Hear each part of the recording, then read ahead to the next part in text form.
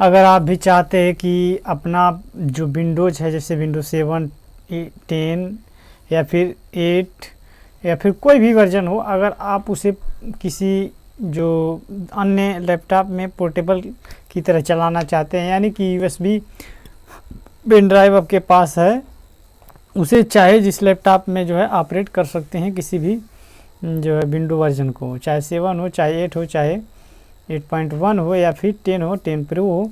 तो कैसे करेंगे, इसके लिए आपके पास ये सॉफ्टवेयर होना चाहिए, ये OMEI partition assistant standard addition. ये फ्री में भी अवेलेबल है और प्रो वर्जन भी इसका है, अपग्रेड कर सकते हैं। तो हम यहाँ पर फ्री में भी आप इसका इस्तेमाल कर सकते हैं। इसके लिए आपके पास एक पेन ड्राइव होना चाहिए, पेन ड्राइव जो अटैच कर दीजिए। नीचे यहाँ पर देख सकते हैं डिस्क 3 रिमूवेबल, यहाँ पर रिमूवेबल 29 GB का है, यानी कि 32 GB का ये जो पेन ड्राइव हमारे पास है। तो हम इसमें क्या है विंडोज़ इंस्टॉल करेंगे और उसके बाद इस पेन ड्राइव को कहीं भी लगाएंगे किसी के भी सिस्टम में और वहाँ से ऑपरेट कर पाएंगे डायरेक्टली।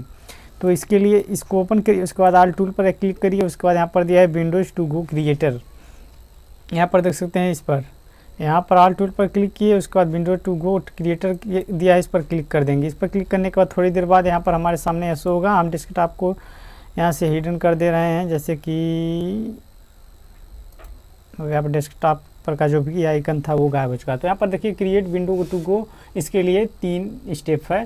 पहला स्टेप ये है create window to go for personal computer, यहाँ पर सेलेक्ट करने के लिए, यानी किसमें आप बनाना चाहेंगे, पर्सनल कंप्यूटर में रन कराना चाहते हैं जैसे server, all in one computer, या फिर आप MacBook, Mac mini, Mac Pro, इसके लिए यहाँ पर प्रो वर्जन आपका होना चाहिए सॉफ्टवेयर। ये OMEI सॉफ्टवेयर जो पार्टीशन एडिशन मास्टर होता है। तो हम ऊपर ही सेलेक्ट किए हैं क्योंकि हमारा पर्सनल कंप्यूटर है, PC है।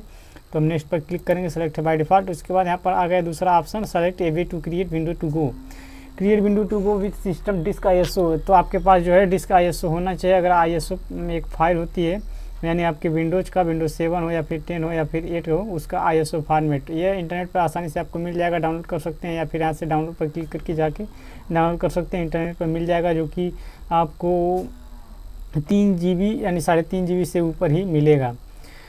अधिक भी हो सकता है, 4 GB का भी हो सकता है। जैसे अगर आपका 10 होगा तो 4 GB के आसपास या फिर उससे अधिक भी पड़ सकता है, लेकिन 4.5 GB के आसपास पड़ सकता है। तो हमारा यहाँ पर है, पहले से डाउनलोड करके रखे हैं। तो इस पर क्लिक करेंगे फोल्डर पर और ब्राउज कर लेंगे जहाँ भी हमारा सिस्टम है। तो यहाँ पर देख सकते हैं हमारे पास यहाँ पर काली लाइनक्स भी है और विंडो 10 भी है और विंडो 7 भी है। तो विंडो 7 का ISO फॉर्मेट देखिए, डिस्क इमेज फाइल यानी ISO फाइल है।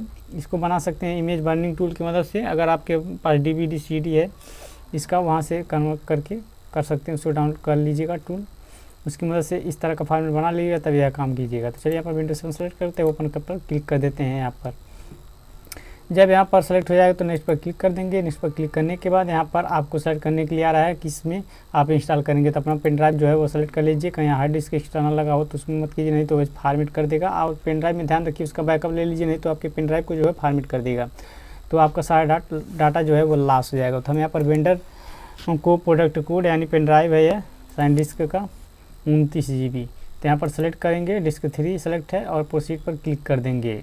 टारगेटेड लोकेशन यहाँ पर सेलेक्ट हो चुका है और यहाँ पर प्रोसीड पर क्लिक कर देंगे। यहाँ पर पूछा है the operation will erase all data on the USB drive, are you sure to continue. तो यस, हम कंटिन्यू कर देते हैं। हम एकदम सुनिश्चित कर लिए हैं कि हमें इसी में जो है ऑपरेशन करना, इरेज कर दीजिए।